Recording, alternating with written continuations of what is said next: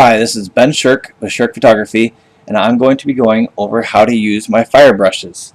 I have a full demo included with the fire brushes download, but for now I'm going to be just showing you how they look.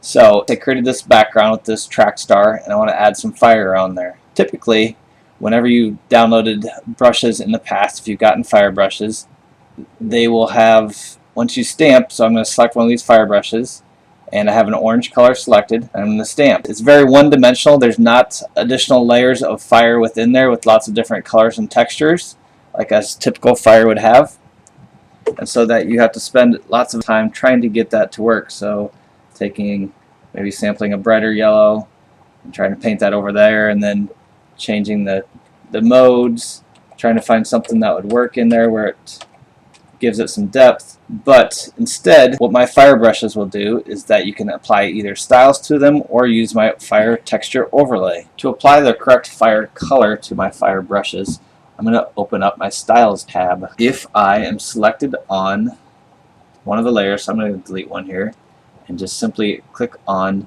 one of my flame on these bottom two are the two that look the best for flames. The other 8 above it are what looks really cool on text. So I want to click on one of these two, and it automatically gives it that deep, rich fire color. One's just a little bit more orange, one's a little bit more yellow. So I can stamp around behind the subject and create some awesome fire effects without having to worry a lot about the blending layers and modes. Create a new layer, again, pick a different stamp, and then I can apply that to it. Now that's looking pretty awesome already.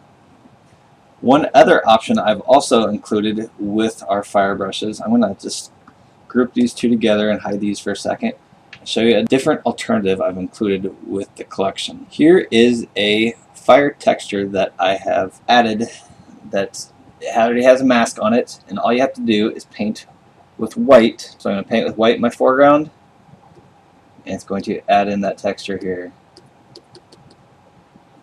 So it's already built in it as a texture.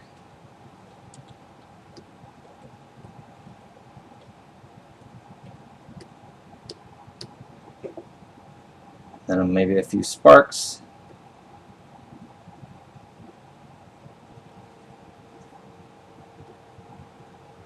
Voila, it's as easy as that to create fire around your subjects. The third alternative is actually using the overlays. So I'm going to import this image of the fire here that I have included with my brush set.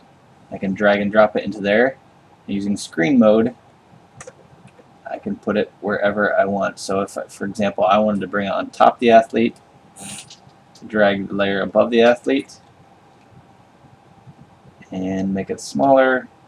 For example, if I wanted to set a little bit of their hands on fire or something like that, you can actually use the overlays also.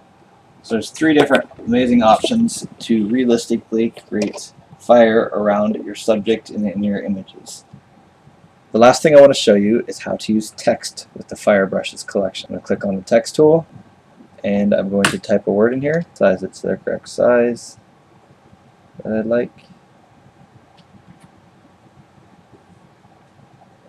And now with the styles, I'm going to bring up my styles tab, and in here there are 9 different styles that look awesome on text. I'm going to click through them here just to show you what they look like.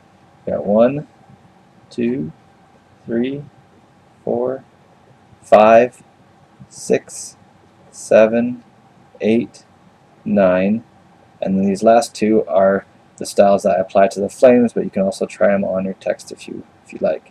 I like style 3 with this, so some awesome effects with the text. I think you're going to have a lot of fun with these brushes, and it's going to completely change the way people use their fire brushes.